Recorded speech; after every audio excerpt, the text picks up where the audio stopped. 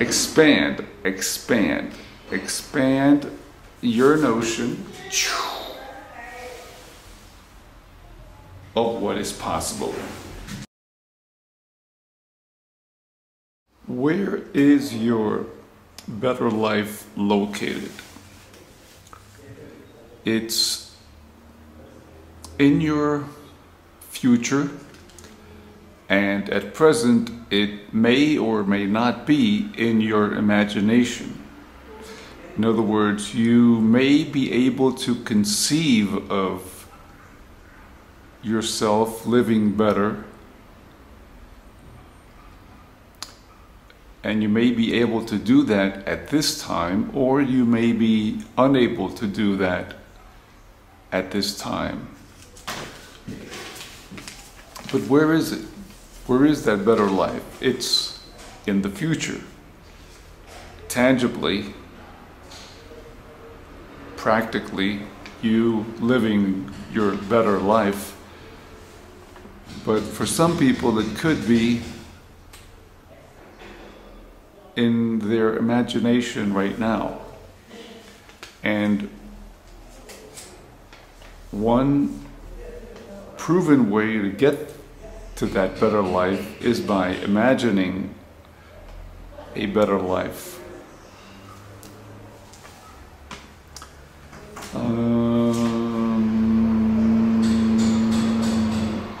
So, dare to think and dare to tell yourself things which you have been reluctant to tell yourself in the past, which you have maybe not even thought of telling yourself in the past, which may have not even occurred to you to think about, or which you may have felt on a gut level, but something was blocking you from delving deeper into that notion. Perhaps a fear, perhaps guilt, perhaps some of your religious upbringing, indoctrination, training, conditioning, kept you from, or you allowed it to keep you, or you kept yourself from daring to think certain things. And furthermore, from saying those things to yourself. I mean, you can think something silently, and no one knows what a person is thinking except yourself. But you may think about something and think it's something that you are for some reason afraid to tell yourself. So you think about it, very superficially, and you don't take the next step, which is saying it to yourself, saying, should I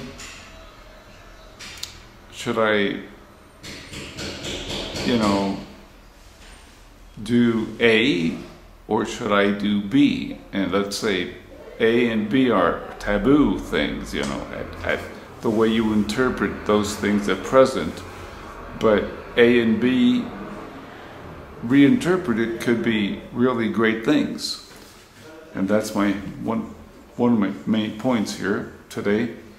Now, imagine living 20 times better,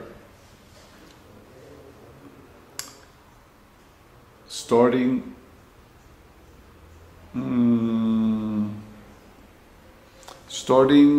20 minutes from now. Imagine that 20 minutes from now you can be living 20 times better, that you would be or will be living 20 times better. Just imagine it. I'm not saying, when I say just, I'm not implying that it just can't happen. But let me ask you a different question, another super question here. The distance between you living the way you live now and you living the way you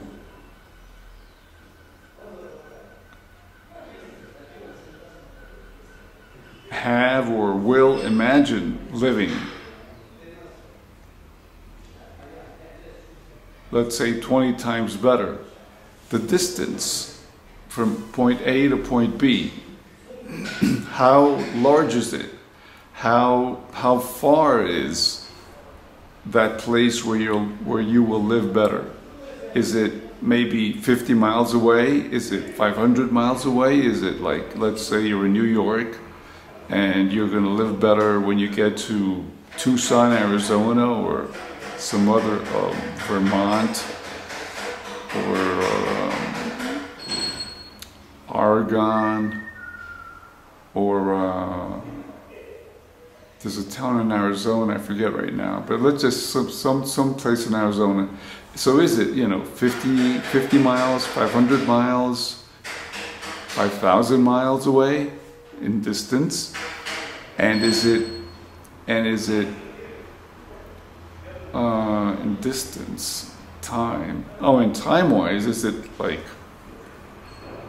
a 4-hour flight away, plus an hour taxi drive maybe? Is it 5 hours away? Is it 5 years away? Is it 5 minutes away? Is it 20 minutes away? How far is that better life from where you are now? I can't say. That's an individual situation. It depends where you're situated right now and where you are going. Let me fix my hair here a little bit. And where you want to be going, where you hope to arrive. Point B. Now, imagine feeling twice as connected to and in sync with God. Imagine feeling twice as connected to and twice as much in sync with God as you now feel. Everybody, well, I can't say everybody, but a lot of people I know, I imagine that they have some connection with God, some type of connection, some a loose connection, some a very tight, loose connection, some a tight connection, some a very loose, very far away, but some a very close connection, some a really close connection to God. I happen to clench my hands, and I imagine that I'm holding God's hands.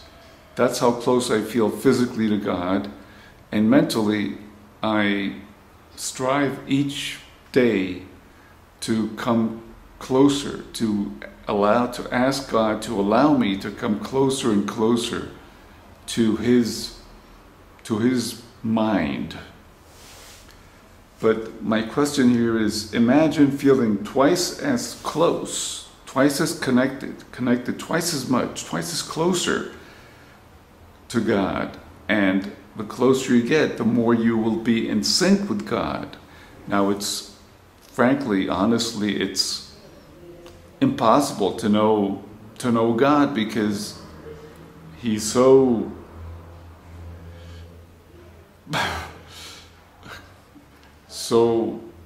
big, B-I-G, let's keep it simple. He's so big that He doesn't, He chooses to not speak to us. He chooses to not connect with us the way we are used to connecting with people, by talking with them, by seeing them in person. In His wisdom, He's chosen not to do that. So it's hard to know when you're in sync with God. If you're in sync with God when you're feeding the poor, helping someone, cross the street who's blind, if you're in sync with God when you do one thing or something different, a particular thing, be it something that's good, great, and then who are we to say what's good and what's great. Or we can, of course, we can comment on it, we can give our opinion, but what I'm getting at is that it could be good for me, but it might be bad for someone else. Like if I find a wallet, you know, or if I find $100 bill on the street and I pick it up, it's good, right? For me. For me. But whoever lost that $100 bill, the fact that I pick it up and take it is bad for them, because they come back like a minute later and I'm walking away and they look on the street, they say, I think I dropped it here. And it's gone. And since I already walk, like, you know, I'm like a couple of feet away, they don't know that I'm the guy that took it. So it's good for me, but it's bad for them, because it really is their money. But of course, if they dropped it, you know, it's free. It's a free-for-all. Life in many ways is a free-for-all.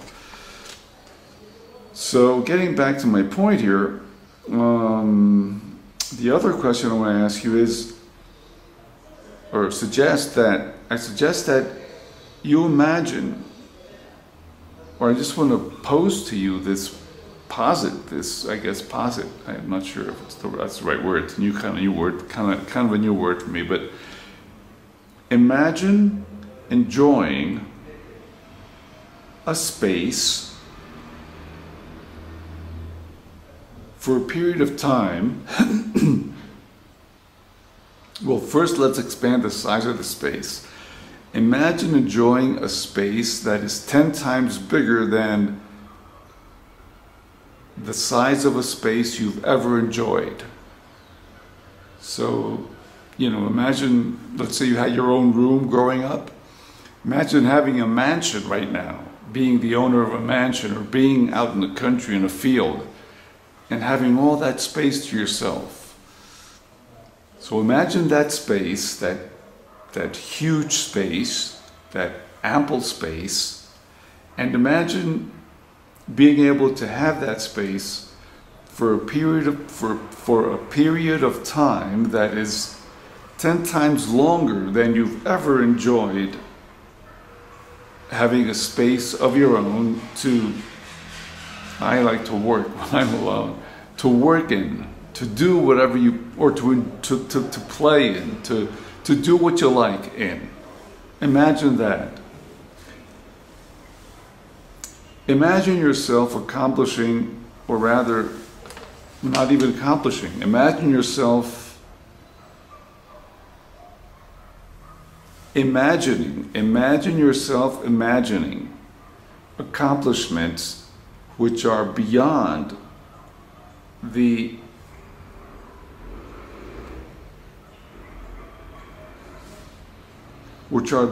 your imagination's present limits. Meaning, like, imagining stuff you can't even imagine imagining now. It's like imagining stuff that you can't even imagine now is one thing, but imagine stuff you can't even imagine imagining now. If you get my drift there.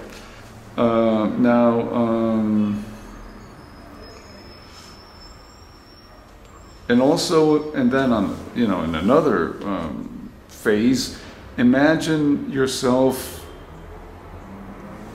accomplishing things that you can't even imagine imagining now. I mean, stuff you imagine, not only imagining, but imagine accomplishing things in your life, you know, reaching heights, reaching plateaus,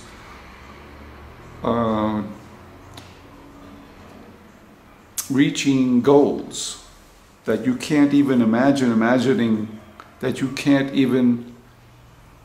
that right now you can't even imagine imagining, okay? Next, imagine controlling your levels of happiness and success with the same ease and effectiveness you control the volume on your laptop, for example. you know, press a button and the volume goes up. Press a button and the volume goes down. I mean, that degree of control, you know. Or what's the other control I have? Yeah, that's like, I have it on my keyboard, you know, when I'm listening to music. Because I listen to music on my laptop. So I just press the shift key and the volume up or volume down, and it's slightly, you know. And imagine that, having that degree of control, like happiness, effectiveness, and other good things in life. And other good things in life. Another imagine situation here. Imagine you becoming the world's #1 expert in an area of your choosing. Notice I didn't say in the area of your choosing, because I'm implying here that you could be an expert in 2 areas or 3 areas. Imagine being an expert in 4 areas. I don't want to say 1,000 areas, you know, because that's a little bit too much. It's not practical. But you could be an expert in, you know, let's say, for example, I'm working on being an expert in leadership, negotiation, and power. And there might be a 4th thing, but let's stick with 3. You know, I could become the world's expert in leadership, in negotiation, and in power. So I'm going to imagine that. You can imagine being an expert in, you know, ceramics or something, you know, and then, you know, ceramics with the wheel, ceramics with the hand, ceramics with some kind of machine, you know, in, let's say, 3 areas, you know. So don't limit the number of areas, and don't limit, you know, don't create any glass ceilings over yourself. Don't build them yourself. Don't build your own limits, you know. Like, don't eliminate any barriers to your growth and development. And that starts here in your head. Okay, the elimination of barriers as the creation of barriers, it's all mental. It really is all mental. It's all a thought. Now imagine creating things that will take humanity to its next level. That's a separate, you know, imagination event, phenomenon here. Case, act, whatever. Imagine creating things that will take humanity to its next level. I'm talking about things like inventing the automobile, inventing the television set, inventing the airplane, you know, inventing the World Wide Web, inventing some way to bring about peace in the world, like a solid way to prevent wars, for example. Let's say someone invents that, you know, it could be done. Let's say you're the person that's going to invent that. So we can't say right now what you're going to invent, but imagine inventing one of those things that will take humanity, not just, you know, a few people in Arizona, but everybody in the United States, everybody in, you know, the civilized world, you know, like, imagine inventing the computer, for example. You know, everybody uses a computer, everybody uses a car. A lot of people fly, a lot more people watch TV, listen to the radio, you know. Somebody invented these things, and imagine you being a person that invents the next big invention, B-I-G, let's keep it simple, right? K-I-S-S, keep it simple, son, keep it simple. Imagine you being that person which invents that new thing. That's awesome. And to take this imagination, you know, phenomenon one step further, imagine that you'll invent that tomorrow morning, 20 minutes, let's say, after you get up tomorrow morning, for independent media, or I wouldn't say conscious media, let's just call it independent or autonomous media. That's another word. Just for me just for your information, I'm Carlos Fallara, webcasting from Cuenca, Ecuador. Goodbye, my friend. Ciao.